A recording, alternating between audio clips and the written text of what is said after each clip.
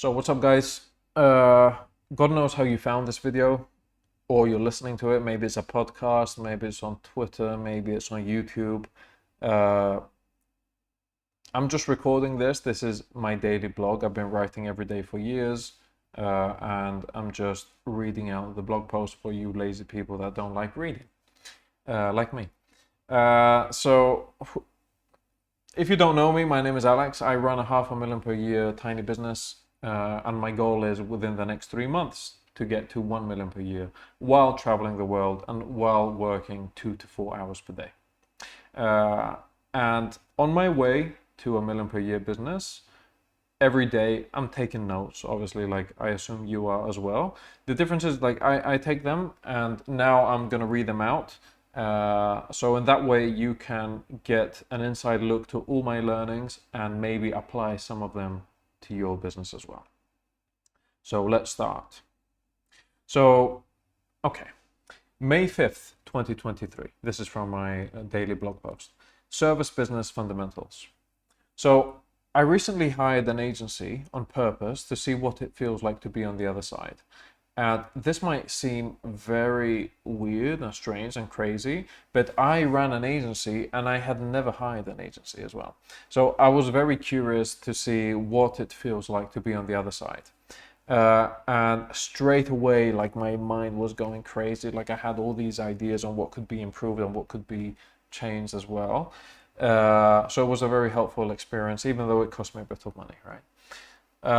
So here are the 4 top things that I found to be of paramount importance when running a service business. And these are intangibles. I'm not talking about, like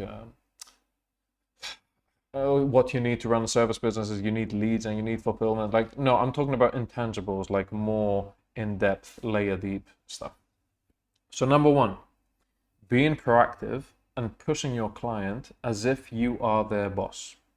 So most founders are busy people, including myself. Like when I started working with this guy, the whole premise, it was a video editing clips for social media, like short form content, whatever. The whole premise of the done for you service model is that you're taking something off my plate, right? The last thing I want is extra work to do. So when I was working with him, I sometimes was late for the deliverables, this and that. What really helped was for him following up with me and keeping me accountable. Almost like the other way around. I always thought that when someone hires you, he is your boss. But it's not the case. Like, you are their boss. You have to tell them what to do because they came to you for your expertise. So that's like a big thing that I have implemented now with my clients, and I'm seeing amazing results. They do appreciate it and they do like it. They came to you so you can tell them what to do, not the other way around. Number 2, seeing progress and updating them constantly. In my opinion, there is no such thing as over communicating when it comes to service businesses. You should always keep them updated, even if no results are happening. Like if you tell them like, yeah, we sent like 50 emails and we got no replies, but I tweaked this and I tweaked that, and they just see progress. Or we got 2 subscribers last week, this week we got 3 subscribers. That's a 50% increase, which is stupid, right? Like 1 subscriber increase. But just the fact that you see progress is enough for many people. And I would argue, and maybe I'm wrong, in my experience and in my opinion, if your client wants instantly results, instantly ROI, and is not happy with just progress, probably he's not your dream client, So I was happy just seeing even a tiny bit of progress and transparency. Always let them know what the next step is. Replying to an email, always tell them, yes, next step is this and that and that. They have to be very clear on what the next step is.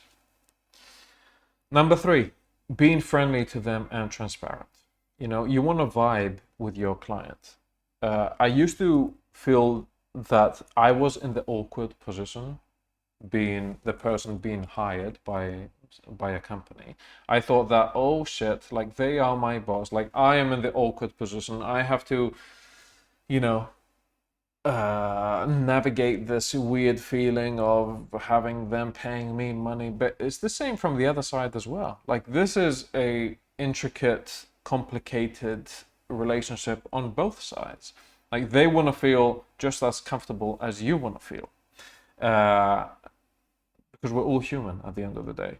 So trying to vibe with them and trying to show them that I actually fucking care about you, and I don't just want your money and to churn and burn through you, and I want to deliver good results. And even if I don't deliver good results, I'm the first one who's going to tell you that I am not happy with the results, and I'm going to try to make it up for you, and all that stuff, right?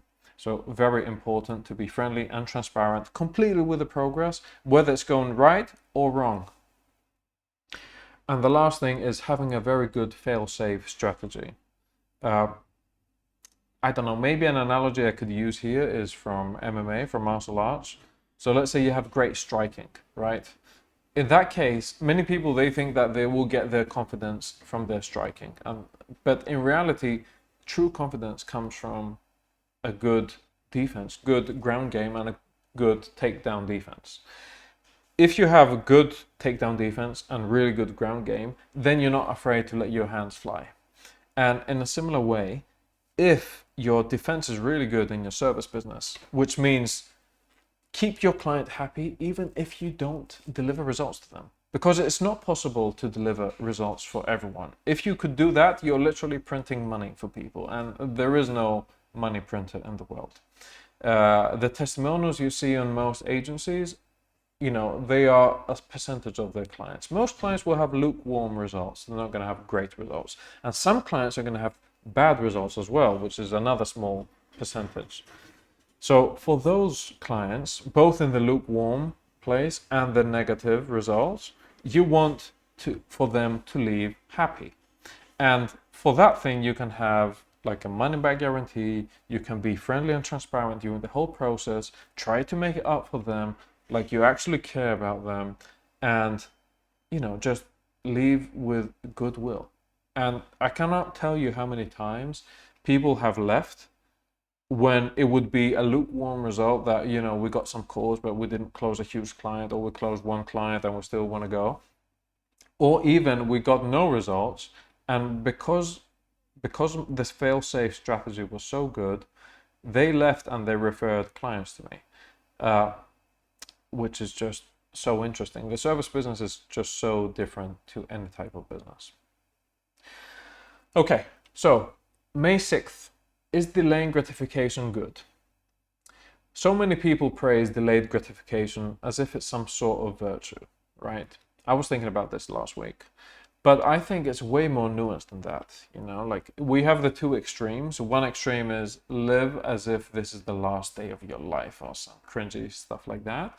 And on the other hand, you have some people, I think Jeff Bezos said something like a heuristic for his life, like what would he say on his deathbed or something like that. But for me, that is equally as crazy. Like living for your deathbed, that is crazy. So I think it's way more nuanced, and we should meet somewhere in the middle. And for me, I was thinking this week, like, what would be the best way to approach this? And I thought live as if you'll die in 20 years. So I'm 28 right now. So assume that I will die at 48. Let's say 50 even, let's round it up. Assume that I will die at 50. Like, what am I going to do? And I'm not going to go over that, obviously, because this is not interesting. Your life is interesting to you, but it's just, food for thought. Don't think too far ahead, but don't think too close either. Like, if you were to die in 20 years, how would you live your life? What would your goals be? Yeah, that was another thing I was thinking this week. So, May 7th, 2023. These are all notes from my laptop. This note is called Humans Always Live in the Future. So I was on a sales call with a fellow agency owner from Boston, and it was a sales call that turned into a casual, like chat, which is mainly the case. And this guy was 45, right? And he told me that by the time he's 50, he wants X, Y, and Z. And I remember thinking in my mind, like, oh man, fuck, man, like this never changes, you know? Like, I don't know if it's a character trait, but if it is, I fucking have that. That I live a lot in the future. Like, I love setting goals and I love chasing those goals, and it gives me some type of mission and purpose and focus and dedication and happiness in a sense. But on one hand, it was beautiful to see that this will never go away, and you'll always be excited about the future. But on the other hand, this is scary and frustrating for the same exact reasons that, oh fuck, this is never going to change. Like, I'm always going to be like this. So even when I'm 60, I'll be like, when I'm 70, I'm going to be this and that. Yeah, so that was a very interesting thought. And the last little note of last week is from May 8th. It's called Follow-Ups. And this is just a little observation from running hundreds of cold email campaigns. Many people say the money's in the follow-ups, and that is true, but what they don't tell you is that it's true for warm leads, not cold leads. Like, constantly following up on cold leads when they don't reply, typically they reply to the first email. Like, it's that simple. If they don't reply after 2, 3 emails, and you're even following up again, you're just annoying and spamming. But if someone replies, is interested, you jump on a call, whatever, then the philosophy is always follow up forever. Yeah, because in that case, you could even close someone like years later, like that has happened. So that was it. I hope this was interesting. If not, let me know, so I will stop doing this because it's not something I enjoy that much. Yeah, and that's it, guys. Love you. Bye-bye.